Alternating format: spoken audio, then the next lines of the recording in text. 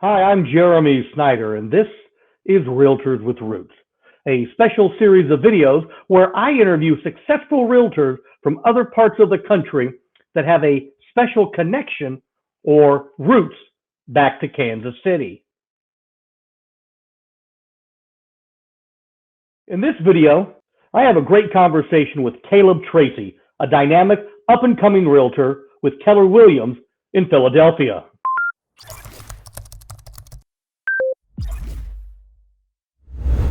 So I'm very excited to be with Caleb Tracy, who I know very well with a connection to Kansas City. Caleb, tell us a little bit first off about your connection to Kansas City.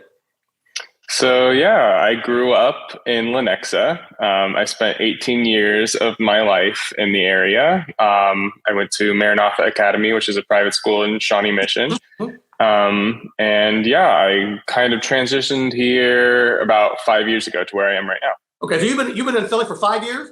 For 5 years, yes. Okay. Tell me a little bit. I've been to Philadelphia. I have visited there. People who are moving to Philadelphia, whether it's from Kansas City or other parts of the country, what's bringing people to Philadelphia? Yeah, so it's very affordable. Our metropolis is a lot cheaper than NYC or Washington, D.C. It's pretty much half the cost, and you're pretty much 2.5 hours from both. So it's a very popular city for people who work in those two big cities to live in, because you get the city feel and you're not paying what you're paying in those other cities. Sure. What are some of the big industries in Philadelphia that people would be moving there for? Yeah, so we are home to the Comcast headquarters. Okay. And then IBM, which is a technology institute or corporation. And then we have our national mint here, obviously, where we print all our money. And we have a big Navy yard here, too, with a lot of our Navy reserve ships. Okay. So you have people moving in, I'm sure, all the time. Yeah. With the military moving in and moving out. So talk to me a little bit about some of the favorite things in Philadelphia for young families who might be moving in. Yeah, so there's the obvious. It's a very historical city, so we have a lot of history to see, like Independence Hall, where they signed the Declaration of Independence. And then we have the Liberty Bell, of course, which is the big one. You can see that for free.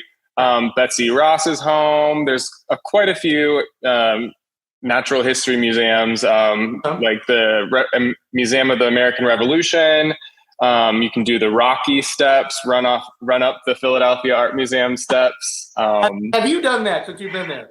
Oh yeah, it's like probably one of the first things that they kind of make us do to haze us into the city. And then obviously get a Philly cheesesteak. You can go to Geno's and Pat's. Those are the famous two dueling cheesesteak places that are right across from each other. Okay. That's kind of what families like to do.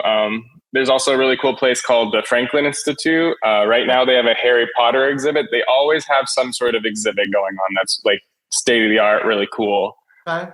Now, earlier you were talking about proximity to New York City, proximity to Washington, D.C. How far from Philly are those places, and what are some other day trip places that folks? Yeah.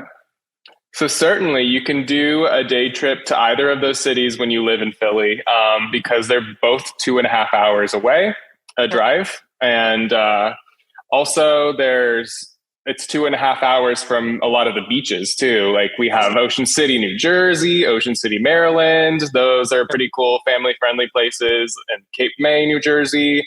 Those are just a few that are my favorite to go to. But also, we have Legoland and Plymouth Meeting. That's fun.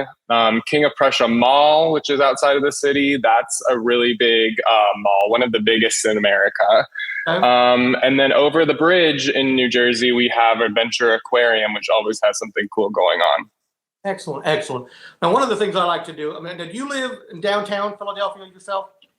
I live actually right outside of Center City, not too far. I'm like a 15-minute train ride to the Center City in a place called Fishtown. But it's technically a part of Philadelphia because it's a pretty big city. So yeah. If you were to compare Fishtown to a town or a city here in Kansas City, yeah, what would you compare that to? I would say Fishtown is like Waldo, that kind of area. It's kind of got some historic houses, and then there's a strip of like restaurants and bars that people my age and everyone like to go to. It's a kind of bohemian too. So yeah. And then what parts of Philadelphia, what cities in Philadelphia would you say are similar to Lenexa or similar to Overland Park? Yeah, so Overland Park and Lenexa, getting out of the city kind of towards Springfield and Radnor Township, Bala Cynwyd, some of those areas, those are very similar to the suburbs of Kansas City, like Lenexa and Olathe. That would be my, I guess, yeah. You work all those areas, so if someone moving to Philadelphia, they can reach out to you and say, hey, I want to be in a town similar to, Overland Park, or I need to be in the suburbs. Okay. But tell me, how can people get a hold of you? And I will put that down in the show notes below. And of course. Yes. So you can reach me at my email. It's the easiest, calebtracy@kw.com.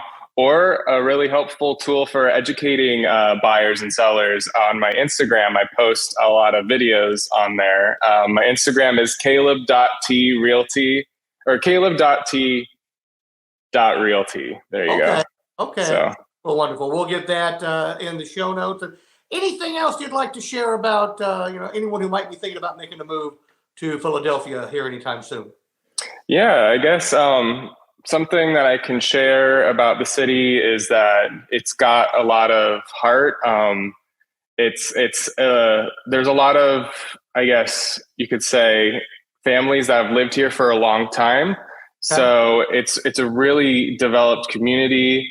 And really, as far as if you want to be close to like those bigger cities like New York and Washington, D.C., but you don't want to actually pay those prices, it is super affordable.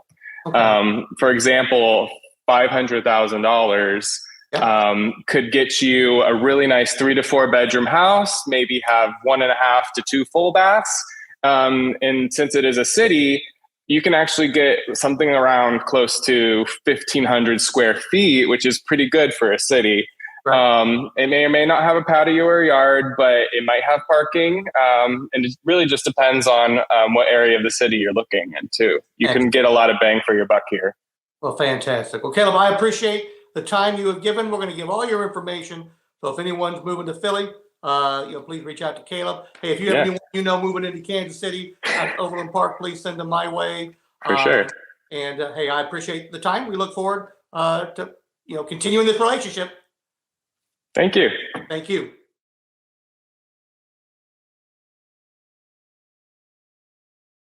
You stayed all the way to the end. For more information about Kansas City, Overland Park, and real estate, watch these videos right here.